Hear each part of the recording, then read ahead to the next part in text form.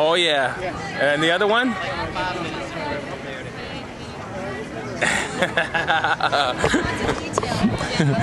Okay, and Party last night. It was pretty awesome. We watched the South Park with Richard Dawkins in it. So yeah, that kind of gave us some inspiration. Yeah, got in the mood. Yeah. And my name is Taylor, and I'm from DC. But I'm originally from Florida, and that's Crystal from Florida. Yeah. And why are you here today? To meet other like-minded people. I feel like I can't really tell other people that I'm an atheist. I kind of feel like in some respects our country's going backwards, so it's good to come here to the Capitol and, political, maybe everyone can get together, we need a political voice. Yeah.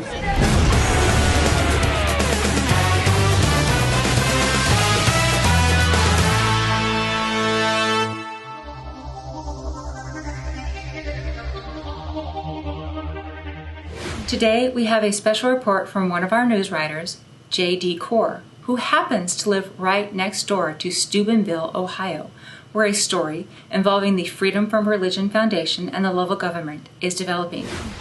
Thank you, Lisa. In May of this year, the city of Steubenville, Ohio received a complaint from the Freedom of Religion Foundation. The complaint, initiated by a local citizen, alleges a First Amendment Establishment Clause violation because of this part of the logo, which features Christ the King Chapel at the Franciscan University of Steubenville. So why did the city commission a new logo in the first place? The logo is an unofficial logo designed to promote tourism. In addition to Christ the King Chapel, the logo also includes the city skyline, the suspension bridge connecting Steubenville to West Virginia, and the historic Fort Steuben, which is a local tourist site. Has the city actually refused to accept the FFRF's legal point? Initially, after receiving the complaint in July, the city announced that they would discontinue using the logo. This prompted a lot of backlash from citizens, and petition drives caused the city to reconsider. Several attorneys have offered pro bono support, although the Freedom of Religion Foundation has warned the city that the pro bono support will not include paying legal fees and other associated costs. Has anyone ever fought and won a legal battle of this type? There are numerous cases from the past where people have sued over city logos, which included religious iconography. The city of Las Cruces, New Mexico, was sued and won their case because the city, after all, is called Las Cruces, and the crosses in the logo could easily be said to represent the city. Is there any reason for the city to believe that they can win this particular case? There are numerous other examples of cities that have lost their claims, but several of the lawyers offering pro bono help have suggested that this would be an excellent test case. Thank you, David. I understand you've filed a report with more information. Let's take a look at it. Steubenville, Ohio is a community hit hard by the loss of the steel industry and is both injured by and hopeful about the local energy economy shifting emphasis from coal to gas. In an effort to attract new life to the city, several tourism and other promotional projects have been tried over the years. A historic fort was rebuilt. A suspension bridge built in cooperation with the neighboring state of West Virginia was promoted, and several other ideas have been tried as well. Meanwhile, the local Catholic Academy, Franciscan University of Steubenville, has also begun using a new logo based on their own Christ the King Chapel's unique architectural design. In December of last year, a city councilman announced that a new tourism logo had been designed by a local artist and Franciscan alum named Mark Nelson, and that the city would begin using the logo immediately in all of its promotional letters and on a few signs around town. The logo featured graphic representations that mirrored other promotional logos familiar to many residents, such as the fort, the bridge, and the university. Then in May, the city received notice from the Freedom from Religion Foundation that a local resident had contacted them with concerns over the appearance of a cross in the logo. In July, City Law Director Gary Rapella announced that the city would be asking the artist for a redesign of the logo, and that's when the controversy began. Letters to the editor began flooding into the local paper. A website to save the logo was established. A City Appreciation Week was planned in which merchandise featuring the logo would be available for purchase. Lots of merchandise featuring the logo. Bill Donahue and the Catholic League became involved and launched a letter-writing campaign. The FFRF retaliated by asking members to comment on news stories about the situation. Then in July, the university issued a statement reading in part, "The city initially included our chapel because it represents Franciscan University, a world-renowned center of higher learning and one of the largest employers in the region.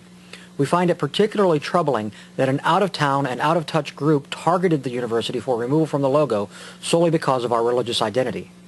Then, after stating that they had decided not to be included in any redesigns, the university's statement continued to declare, "As used in the city logo, the chapel image is not an endorsement of any one religion or religion at all." This, however, conflicts with a statement the university issued in January, which noted that the chapel was selected specifically because it represents faith and education. But just how recognizable is the chapel? I decided to find out by quizzing Steubenville residents. You're from Steubenville? Yeah. I'm going to show you a picture, and I'm going to ask you if you can tell me which of these chapels is in Steubenville.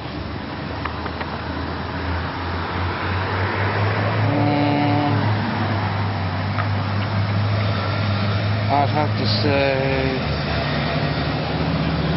that one.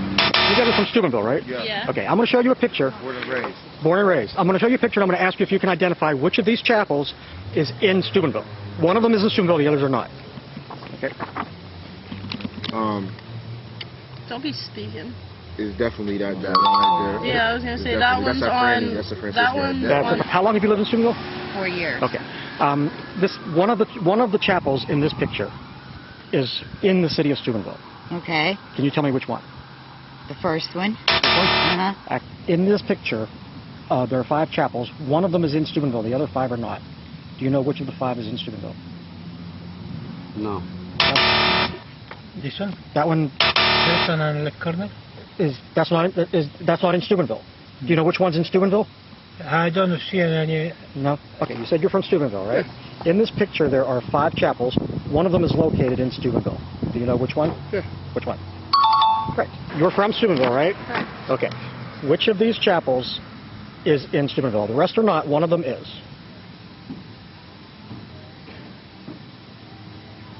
Oh, this is terrible. That's correct. You're from Steubenville, right? Yes, I'm from Steubenville. Which of these chapels is in Steubenville? The second picture on the right hand. I also asked several people who wouldn't be filmed. The results all day were that only half recognized the chapel. I then left the city and went to nearby Pennsylvania to ask the logo's target audience if they'd find any religious icons offensive in the city logo. This is the city of Steubenville's new logo. It incorporates the fort, which is Fort Steuben, the suspension bridge that connects West Virginia and Ohio, the city skyline, and a community center. The logo at the bottom says where you always have a home. Now, if you were to see this logo, would this be something that you would feel comfortable about? Yes. Okay. Now, let me just point out to you one thing. I lied about one thing. This is not a community center. If I was to tell you that it's a mosque and the logo also includes a crescent and star, would you still feel comfortable about it? Yes. You would? Okay. If I was to tell you that it was a synagogue and it was a Star of David, would you still feel comfortable about it? Yes. If I was to tell you that it's actually a satanic church with a pentagram, No. No, you would not feel comfortable with that. And if I was to tell you that it was actually a Hindu church, and that the swastika is actually a symbol of Hinduism, and it contained a swastika, would you feel comfortable with that? No. Okay. In reality, it's a Christian chapel. It's a Franciscan University's Christian chapel, and there's a cross in the logo. Are you comfortable with that? Yes. Yes, you are. Okay. But you were also comfortable with there being no cross in the logo. Well, only because you had told me that it was. What did you tell me? I thought it was a community center. Yeah. That would be a reason. For weeks now, the city has been in contact with law firms offering to take on the case of defending the logo free of charge. But the FFRF warns that this won't include paying court fees or paying the foundation's fees should the city lose. Council has been considering the idea of a legal defense fund for several weeks, but keeps stalling on a final decision. Eventually, time will run out and the FFRF will file a lawsuit. How that will play out, we'll have to wait to learn. Reporting for Atheism TV, I'm J. David Core.